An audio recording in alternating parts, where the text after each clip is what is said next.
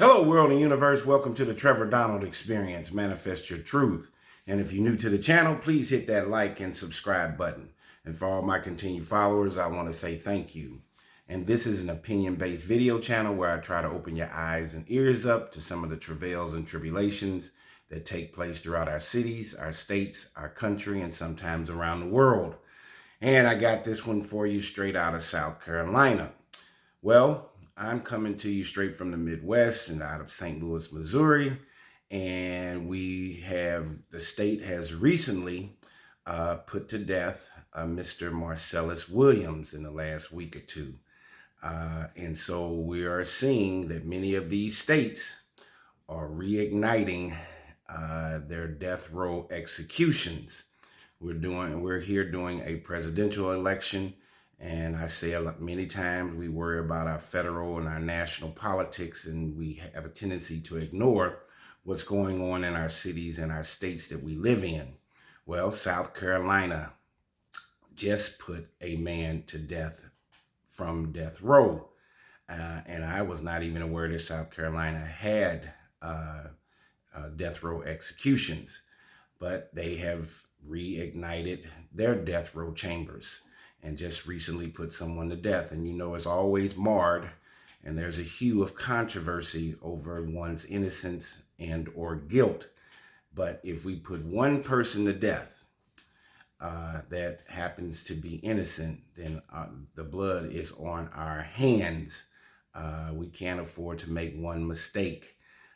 But you are seeing, and remember, South Carolina was originally from the Confederacy, the 13 states, and many of these draconian and archaic laws that have been on the books for hundreds of years are coming back to roost. And I think it's very important. You need to know how your governor legislates. You need to know who and what is going on with your state Supreme Court, not just your U.S. Supreme Court. And remember, the state Supreme Court is one of the vestiges that can override the governor's ruling. But in this case, after this gentleman had several appeals, the state Supreme Court and the governor decided that this gentleman had to die. So let's talk about what happened and what his case was all about. Because just as you think that you don't have to pay attention to this, that you will never commit a crime, it doesn't have to necessarily be you, but it could be a family member that gets caught up in these legal wranglings. Crime, death, the opioid crisis, mental health issues are not separated based on race, creed, color, zip codes, or any of that stuff. So many of these issues that are taking place with other people, they could end up at your front door. So let's use our critical thinking skills and stay conscious and aware of what is going on statewide, citywide, and nationally. South Carolina inmate dies by lethal injection in state's first execution in 13 years. South Carolina put inmate Freddie Owens to death last Friday as the state restarted executions after an unintended 13-year pause because prison officials couldn't get the drugs needed for lethal injections. Owens was convicted of the 1997 killing of a Greenville convenience store clerk during a robbery. While on this trial, Owens killed a person incarcerated at a county jail. He confessed to that attack was read to two different juries. And his confession to that attack was read to two different juries and a judge who all sentenced him to death. Owens, 46, made no final statement.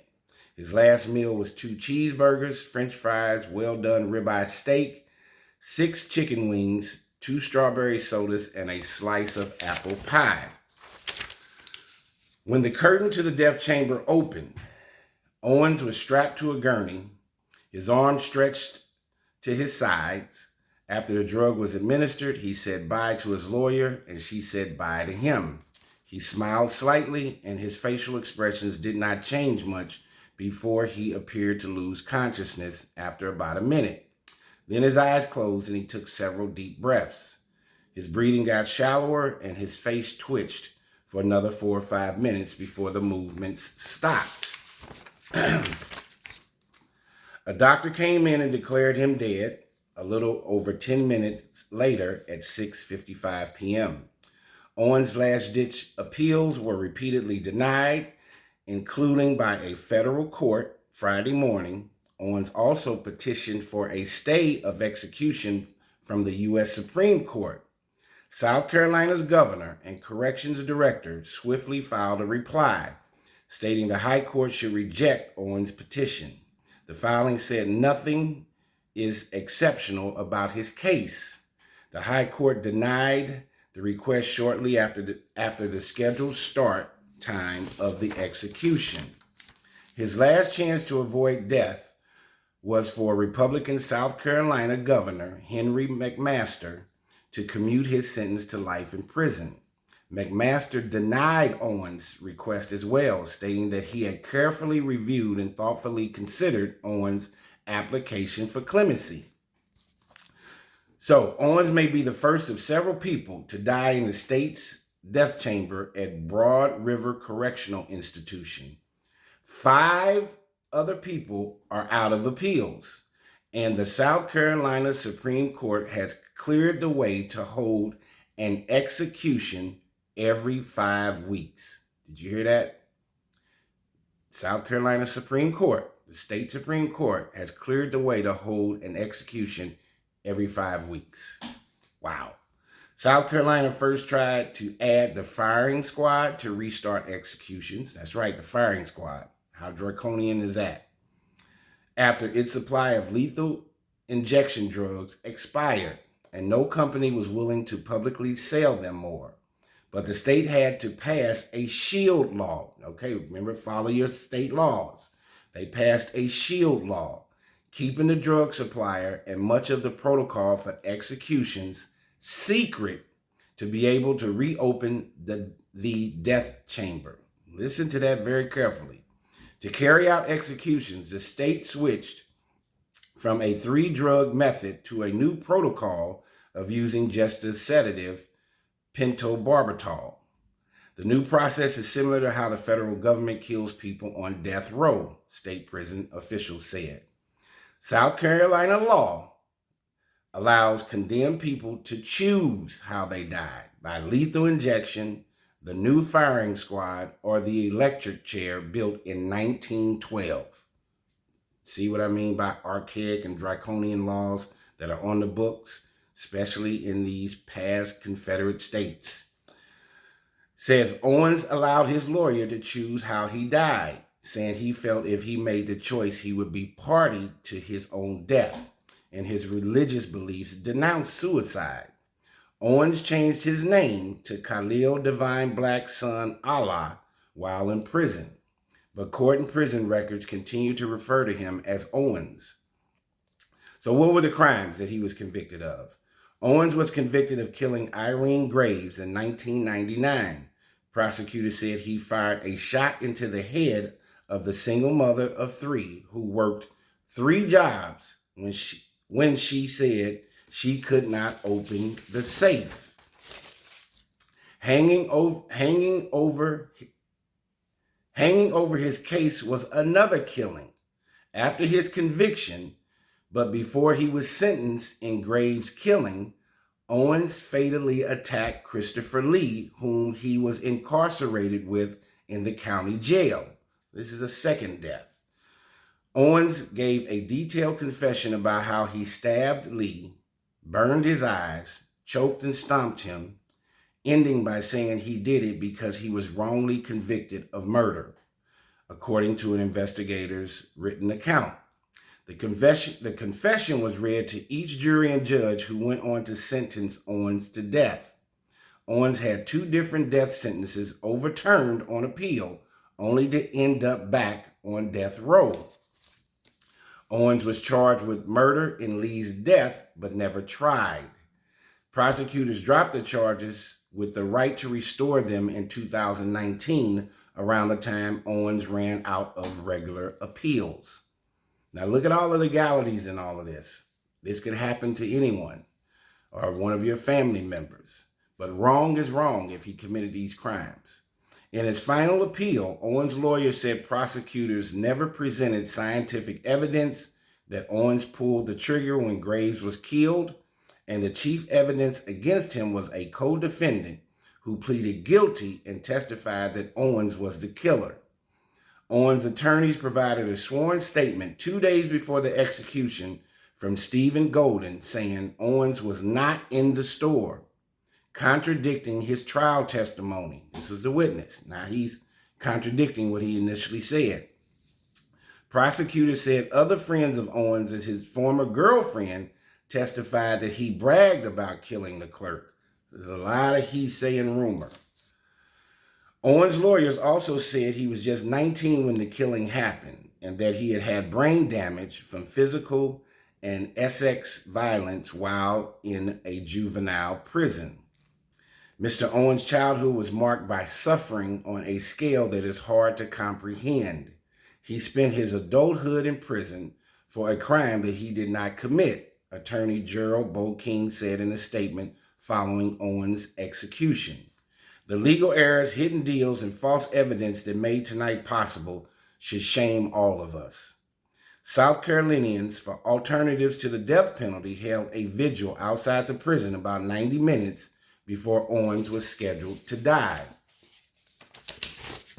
It goes on to say that South Carolina restarts the death penalty.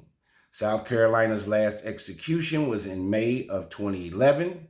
It took a decade of wrangling in the legislature. Remember, I talk about this, your state, city, state, local politics and how they're legislating, put laws on the books. Pay attention. First adding the firing squad. How archaic and draconian and inhumane is that? As a method, and later passing the Shield Law to get capital punishment reinstated. South Carolina has put 43 people to death since the death penalty was reinstated in the U.S. in 1976, or restarted. In the early 2000s, it was carrying out an average of 3 executions a year. Only 9 states have put more people to death. And I'm sure Missouri, Texas, Alabama are in the top 10 somewhere. Since the unintentional execution pause, South Carolina's death row population has dwindled.